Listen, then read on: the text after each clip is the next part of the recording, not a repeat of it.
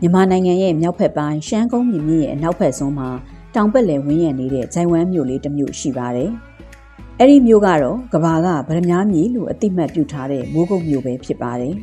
။ပင်လယ်ရေမျက်နှာပြင်ထက်3858ပေအမြင့်မှာတည်ရှိပြီးပေ6000ကျော်ကနေ9000ကျော်အထိမြင့်တဲ့တောင်တန်းကြီးတွေကြားမှာဒဲအိုးတစ်လုံးကိုချထားသလိုထူးခြားတဲ့မြေမျက်နှာသွင်းပြင်ရှိနေတာပါ။အေယာဝတီမြစ်ရဲ့အရှေ့ဘက်36မိုင်အကွာမှာရှိတဲ့ဒီမြို့လေးဟာအနောက်ဘက်မှာတပိတ်ချင်းမြောက်ဘက်မှာမိုးမိန်နဲ့တောင်ဘက်မှာကြောင်မဲမြို့နယ်တို့နဲ့ထိစပ်နေပါတယ်။မန္တလေးမြို့ကနေမိုင်ပေါင်း128မိုင်ခန့်ဝေးကွာပေမဲ့တပိတ်ချင်းမိုးမိန်နဲ့ကြောင်မဲမြို့တွေကနေတဆင့်လွယ်ကူစွာသွားလာနိုင်တဲ့လမ်းပန်းဆက်သွယ်ရေးကောင်းမွန်တဲ့မြို့တစ်မြို့လေးဖြစ်ပါတယ်။အေးမြတဲ့ရာသီဥတုနဲ့အတူလှပတဲ့သဘာဝရှုခင်းတွေကြောင့်မိုးဆိုးဆိုးချုပ်တဲ့မြို့လိုလေးတင်စားခေါ်ကြပါတယ်။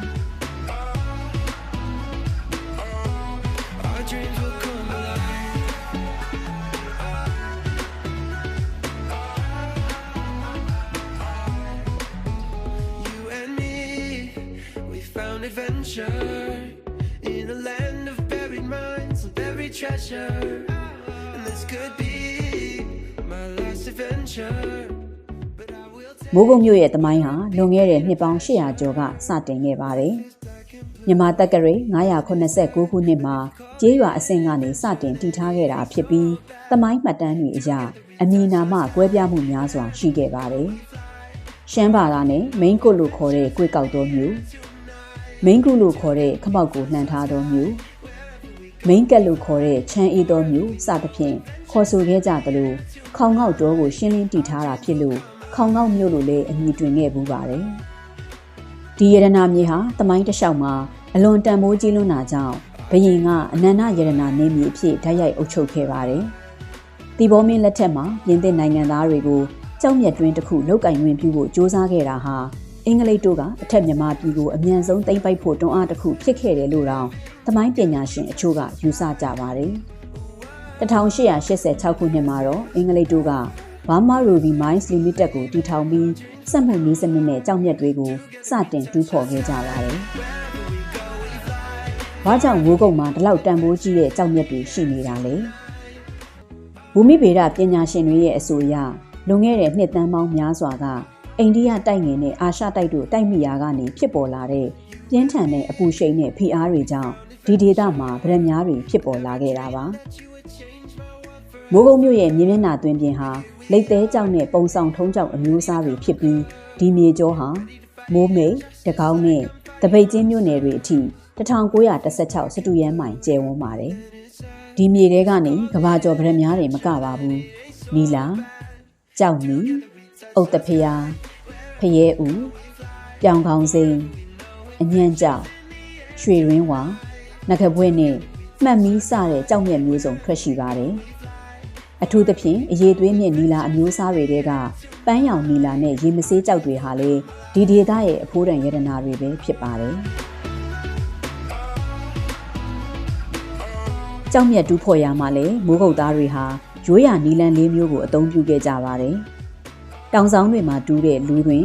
ညော်တွင်မြေပြန့်မှာတူးတဲ့တွင်းလုံးရွှွန့်နွန်ထဲမှာတူးတဲ့အင်းတွင်ဆိုပြီးခက်ခဲနေနေတဲ့နီလန်းတွေနဲ့ရှာဖွေရတာကြောင့်လေမိုးကုတ်ကြောက်မြတ်တွေဟာပုံမတန်မိုးကြီးလာတာဖြစ်ပါတယ်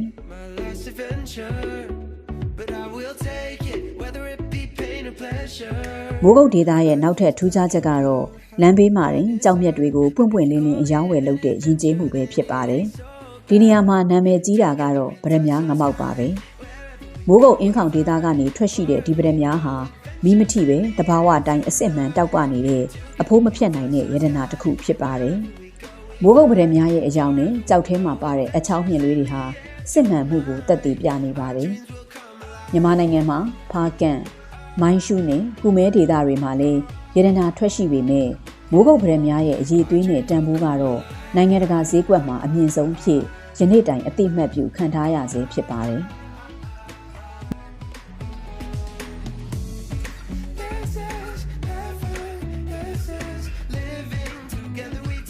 မိုးကုတ်မြို့ဟာကြောက်မြတ်ရတနာတွေပေါ်ကျွယ်ဝရုံနဲ့မကပဲထူးခြားတဲ့သမိုင်းအစဉ်အလာဘူမိဗေဒဆိုင်ရာအံ့ဖွယ်ဖြစ်ရတွေနဲ့ပြည့်နှက်နေတဲ့ဒေသတစ်ခုဖြစ်ပါတယ်။ကမ္ဘာပေါ်မှာအရေးသွေးကောင်းဆုံးကြောက်မြတ်တွေထွက်ရှိရာအရက်ဖြစ်တာကြောင့် ပြည်တွင်းမှာတောင်မကပြည်ပနိုင်ငံတွေကပါအမြဲတမ်းမျက်စိကျနေရတဲ့ဒေသလည်းဖြစ်ပါတယ်။ကဘာတီတီမြမကုံဆောင်ဗရမ ्या မြေအဖြစ်မိုးကုတ်မြို့ဟာဆက်လက်တောက်ပနေအောင်မှာဖြစ်ပါတယ်ရှင်။